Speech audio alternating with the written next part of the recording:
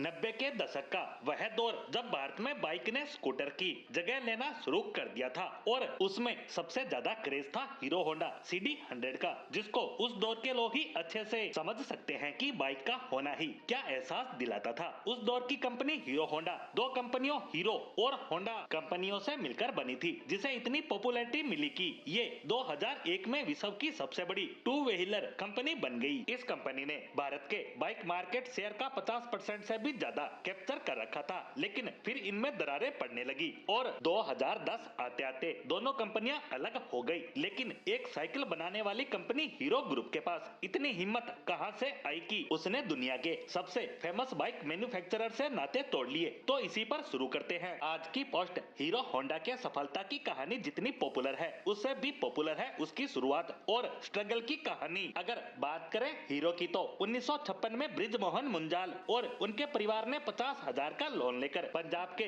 लुधियाना शहर में cycle parts की मैन्युफैक्चरिंग यूनिट शुरू की, जिसे नाम दिया हीरो साइकिल्स। कुछ ही समय बाद मुंजाल ब्रदर्स को लगने लगा कि पार्ट्स की जगह साइकिल ही बनाना शुरू कर दे। ऐसे में कंपनी ने साइकिल बनाना शुरू कर दिया। 10 साल बाद यानी 1966 में ही कंपनी ने सालाना 1 लाख तक साइकिल बनाकर सबको चौंका दिया। ऐसे में इतनी बड़ी कंपनी बन गई कि हीरो वर्ल्ड के लार्जेस्ट बाइसिकल मैन्युफैक्चरर के रूप में Guinness book of world record में दर्ज हो गई। वहीं जापानी कंपनी होंडा हीरो से भी ज्यादा पुरानी थी, लेकिन हम होंडा के इतिहास की बात फिर कभी करेंगे। फिलहाल हम दोनों कंपनियों के मिलकर काम करने और फिर अलग होने की कहानी पर चर्चा कर रहे हैं। जब हीरो ने साइकिल से आगे बढ़ते हुए हीरो मैजेस्टिक बनाना शुरू किया और उसे धीरे धीरे अमेरिका, अफ्रीका और यूरोप तक एक्सपोर्ट किया जाने लगा। उसी दौर में ब्रिजमोहन मुंजाल ने गौर किया कि इंटरनेशनल मार्केट में मोटर बाइक का बिजनेस काफी ग्रोथ कर रहा है और भारत में भी इसका अच्छा स्कोप हो सकता है, लेकिन उनके सामने सबसे बड़ा चैलेंज था बाइक का इंजन। ऐसे में उनके पास सिर्फ विदेशी साझेदार का ही ऑप्शन बचा था। साथ ही उस समय कोई विदेशी कंपनी सीधा भारत नहीं आ सकती थी, उसे भारतीय साझेदार का सहारा लेना ही पड़ता था। उसी का फायदा हीरो ने भी उठाया और होंडा को इसका प्रपोजल भेजा, जो विश्व की सबसे बड़ी बाइक कंपनी बन चुकी थी। ऐसे में प्रपोजल मिलते ही होंडा ने इसे स्वीकार कर लिया और उनमें समझौता हुआ कि होंडा का इंजन होगा जिसकी बॉडी हीरो तैयार करेगा। साथ ही इन्होंने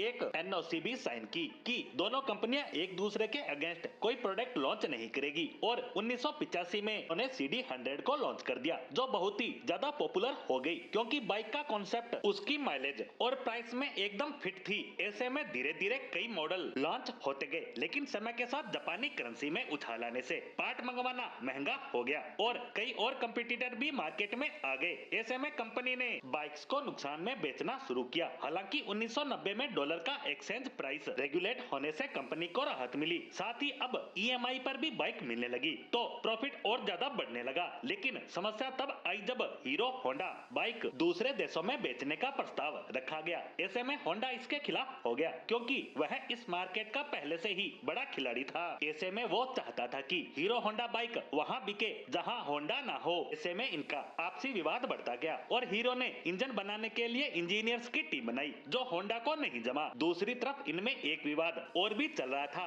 कि NOC का उल्लंघन करते हुए होंडा ने 1990 में भारत में अपनी बाइक को लॉन्च कर दिया था, जिससे हीरो को नुकसान होने लगा। इस तरह 2010 आते आते दोनों कंपनियां अलग हो गई और हीरो ने अपनी पहली प्रोडक्शन लाइन राजस्थान के नीमराणा में शुरू कर अपने कदमों को मजबूत करना शुरू कर दिया।